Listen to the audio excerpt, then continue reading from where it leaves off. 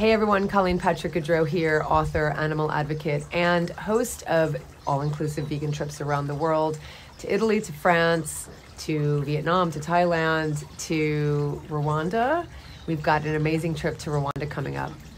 And I get so many questions about Rwanda in particular. This is a trip we've run before, and I can tell you that our travelers in the past, they said it was nothing short of life-changing, and it was like that for me as well. It had been a dream to go to Rwanda and see where Diane Fossey had done her work to protect the mountain gorillas, and so to be able to bring groups of people to this incredible country was just a dream for me. And so I'm answering some of your questions. If you have more, just reach out to me at Colleen@joyfulvegan.com, but go to joyfulvegantrips.com to see all the trips we've got coming up, including to Rwanda, and maybe we'll see you there. So check out the video. Hopefully it answers your questions, and I hope you enjoy. Okay, take care.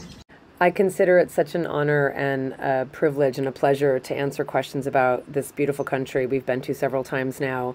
There's a reason it's called the land of 1,000 hills, Mille Collines, and you can see that especially up north, but everywhere. Up north where you're in the Volcanoes Mountains, which is the home of the mountain gorillas.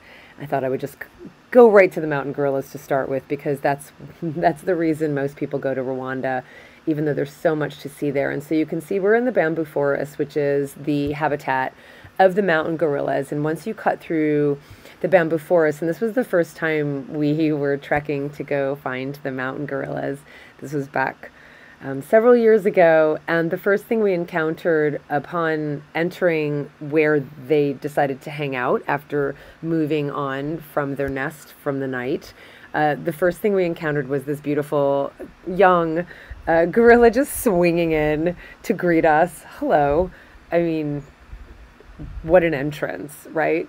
And so that was our first introduction to mountain gorillas, and they're so charismatic and they're so beautiful and they're so gentle. Even the silverback gorillas, who could knock you out with a flick of his finger, but knowing you're not a threat, and if you're not threatening them or their loved ones or their babies, they're just hanging out, eating. Like, that's what they're doing.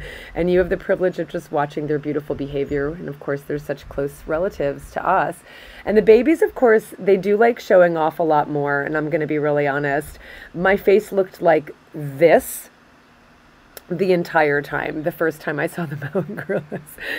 It was a dream that I had been just dreaming of my whole life. I had always been enamored with Diane Fossey and the work that everybody who's continuing to protect the mountain gorillas have done and did. And to be able to be in their space, yeah, just shocking. And be in their company and see them in their home was such a gift. And if you can get there, I highly recommend that you can join us on one of our Joyful Vegan trips to Rwanda.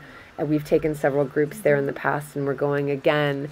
And you can see, as long as you're not a threat, you're with a guide the entire time, and you're given the rules, and you know where to stand, and you know the whole time the guide is there making sure they feel comfortable. I loved this one. This was one of our visits to one of the groups. This was a silverback who was, I feel like he was like teaching a kindergarten class, while the female, the mom, went and she was eating, probably getting a break from the babies. And here was the silverback just kind of watching all of the babies, and I loved it so much. So that's the way it works, is only one group of gorillas, one family of gorillas, they see one group of humans for only an hour a day. And it's not even every day, but the national park in Volcanoes runs it like a machine. And there's really nowhere else you're going to find the kind of protection. Of course, you can see the mountain gorillas also in Uganda and Congo, but they just do not have the infrastructure, and they just don't have the protection that Rwanda does. The biggest threat today to the mountain gorillas in Rwanda is habitat loss and farming and population.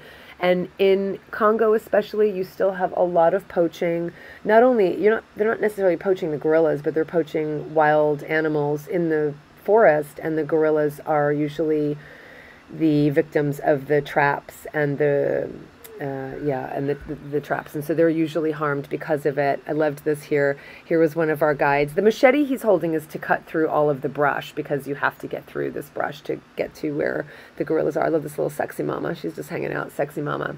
And so this trip we're doing in 2022 is really special because we're staying in a really beautiful place. It's just been built. One and only Gorilla's Nest. We've stayed in one and only Nyungwe, and we'll get to Nyungwe in a moment.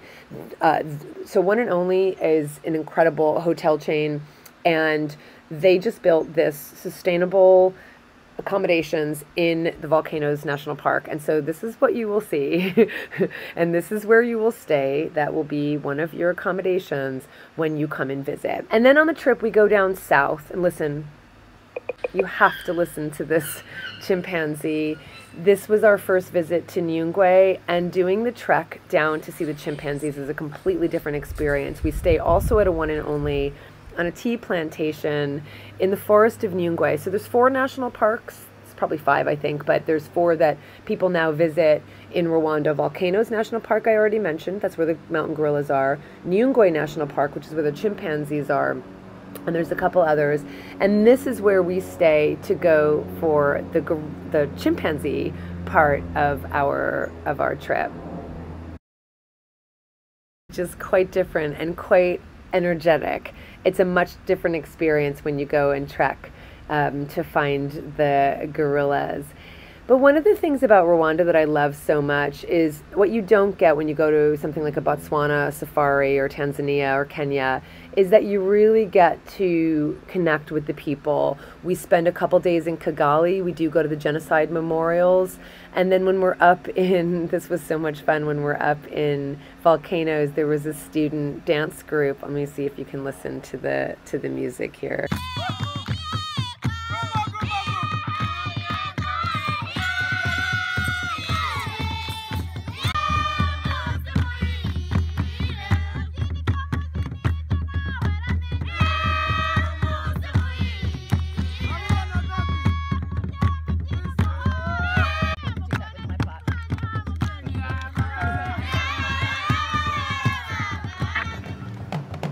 We just fell in love with those kids. And, you know, of course, one of the big things now is the Ellen DeGeneres Education Center up in Volcanoes. It's such a big deal.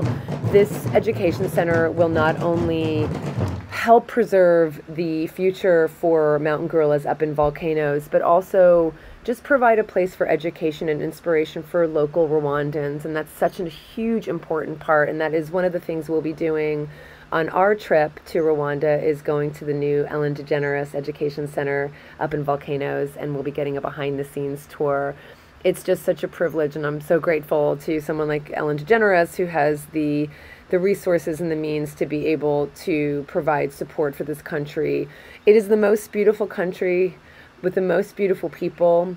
You see Kigali, you go to Volcanoes National Park to see the mountain gorillas, you go to Nyungwe to see the chimpanzees. We connect with the people, and we support this incredible country that I think has the most incredible success story, especially after the horrific genocide. So I hope you can join us. This is us on our first time there.